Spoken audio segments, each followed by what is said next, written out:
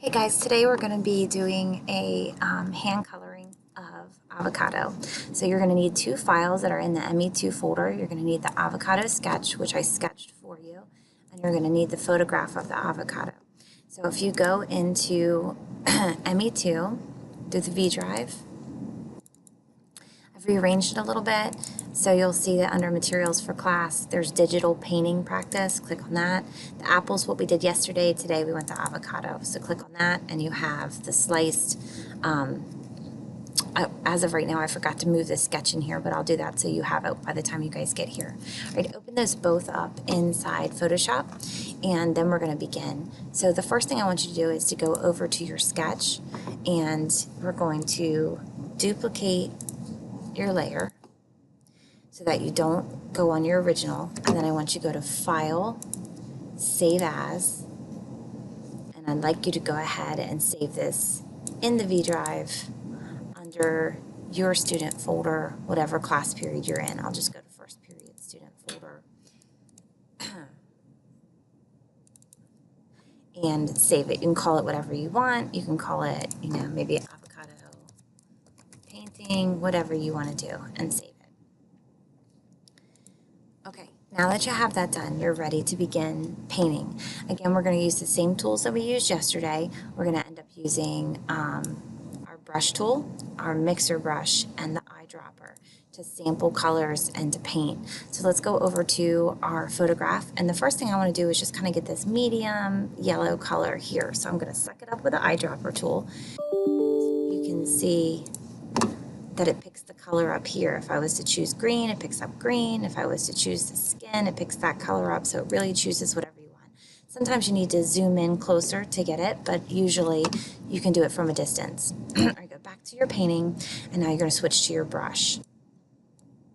Now with your brush, if you go to Windows and you do Brush Presets, it will bring up some brushes for you. I'm going to minimize that for a second. So here we go. And yesterday you may not have gotten a chance to really explore these, but you want to take the time to explore them. For right now, I want to show you a couple things about blending.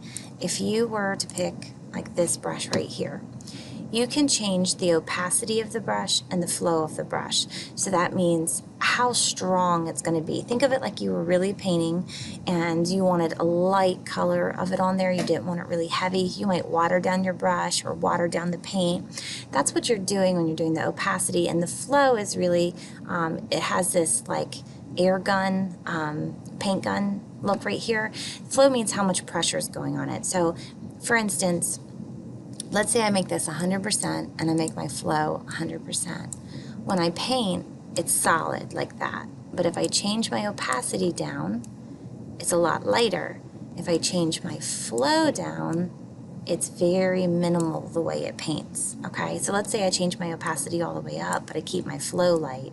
It's gonna be a darker color, but it's gonna be a lighter pressure. Do you see how that works? I'm gonna go up to history and undo all of it just because I don't need that before we get started painting. All right, so what you're gonna do now that you have your color and you pick your brush, you can go ahead and start painting. If you wanna do a lighter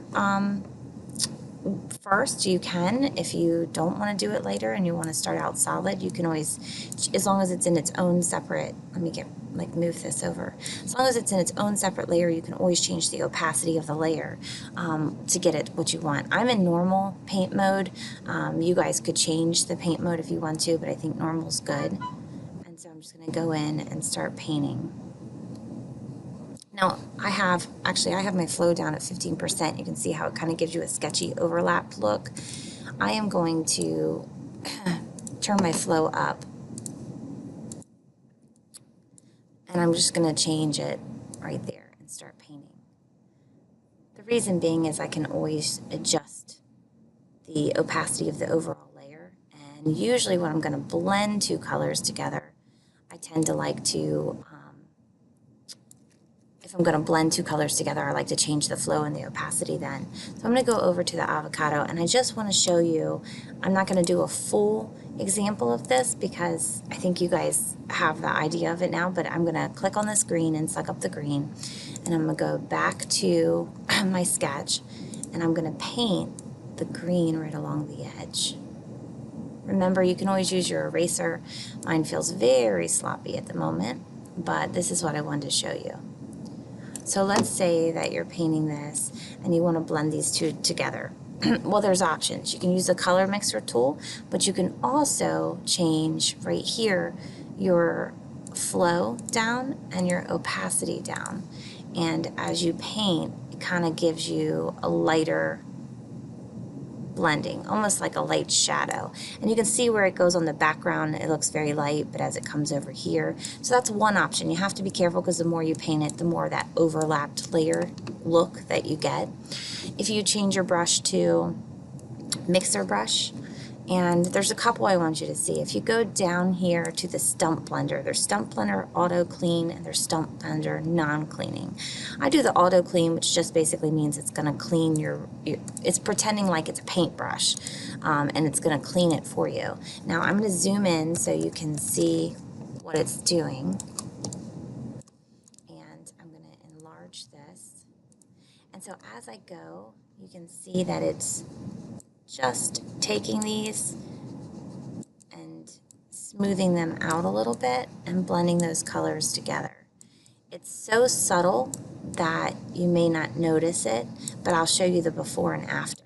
So right here is the area I worked. If I was to go back in my history before I even started it, take a look right here. This is what I started with, and then this is what it looked like after we blended it out. So it's a very subtle blend.